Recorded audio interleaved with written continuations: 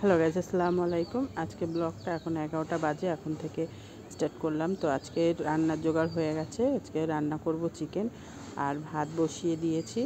এই যে এদিকে ভাত বসানো হয়ে গেছে, আর চিকেনটাও নিয়ে এসেছে। চিকেনটা ধুয়ে নেব, ভালো করে কুটে নিয়েছি, এবার ধুয়ে নিলে হয়ে যাবে। আর আলু পেঁয়াজ কেটে নেব। আর এদিকে কেউ মনে হয় ডাকছে, দেখি একটু দোকানের দিকে গিয়ে। তো না, কেউ ডাকছে না দেখছি। বাচ্চা কাচ্চা অনেকগুলো বাচ্চা কাচ্চা দোকানের সামনে মানে চিল্লাচিল্লি করছে। তো এদিকে আসি, চিকেনটা আলগা রেখে গেছি, বিড়াল আসলেই খেয়ে নেবে, ওই জন্য আগে চিকেনের ব্যবস্থাটা করিনি। তো এদিকে প্রতিদিনের মতো ঘরদোর গুছানো হয়ে গেছে। তো এই ঘরের চাদরটা একটু এলোমেলো আছে, দাদাভাই এসে শুয়েছিল, আপনাদের দাদাভাই। তো এই যে চাদরটা ঠিক করে দিলাম, দিয়ে যাই। আর এবারে আলুটা বেছে নিই, আর তোমার পেঁয়াজটা কেটে নিই চিকেন রান্না করার জন্য। তো যে গামলার মধ্যে পানিটা ভরা হয়ে গেছে, গামলাটা তুলে রাখবো, রেখে তারপরে আলুটা বেছে নেব। আলুটা বাছা হয়ে গেলে তারপরে রান্না বসাবো। তো আমার এদিকে দোকানও সামলাতে হয়, এদিকে রান্নাটাও করতে হয়, এর জন্য দুদিকে খেয়াল রেখে সেই বুঝে রান্না করতে হয়।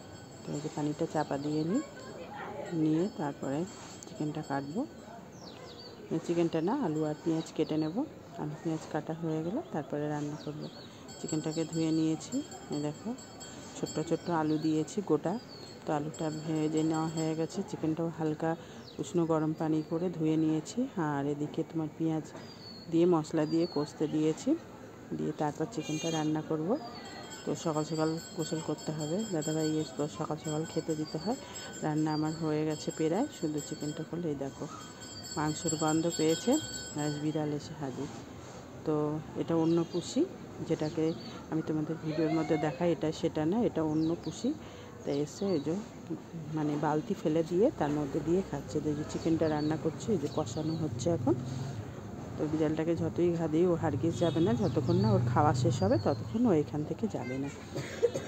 তা ও খেয়েই নিক, তারপরে আমি ফেলে দেবো। তো গোসল করা হয়ে গেছে, নামাজ পড়া হয়ে গেছে। এবারে দাদা ভাই আর আমি খেতে বসেছি।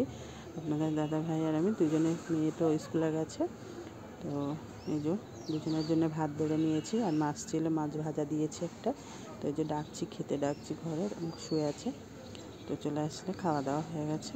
তো এই যে বিকালে ছাদে এসেছি জামা কাপড় তুলতে। তো দেখছি রাস্তায় কত বিএসএফ যাচ্ছে, মিলিটারিরা। সামনে ইলেকশান আছে, তো ওর জন্যে মানে এলাকার মধ্যে একবার করে ঘুরে যায়, মানে ইলেকশানের আগে। তো আশা করি আমার ভিডিওটা তোমাদের ভালো লাগছে।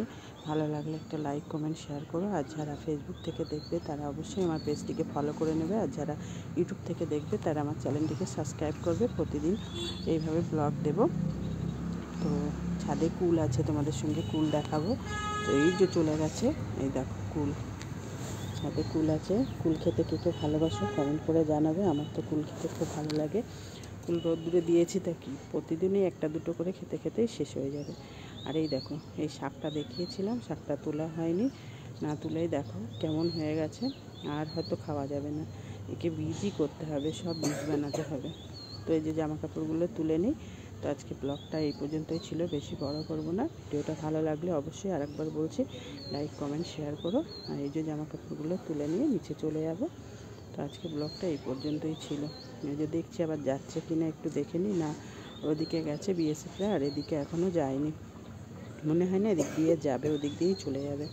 তো এই যে জামা কাপড়গুলো তুলে নিয়ে তারপর ছাদে বসে কুল খাবো। তোমার কুল খেতে খুব ভালো লাগে। দেখো এই যে বললাম থাক, এখন আগে কুলটা খেয়ে নিই, তারপরে বাকি জামা কাপড় তুলবো। কুল দেখে আর লোক সামলাতে পারছি না, এবার খেয়েই নেব। এইগুলো হালকা হালকা কাঁচা আছে, দেখো এগুলো খেতে দারুণ লাগবে। আর যেগুলো পাকা তো সেগুলো তো ভালো লাগবেই, একটু কাঁচা কাঁচা আছে, এগুলোও খুব ভালো লাগবে খেতে।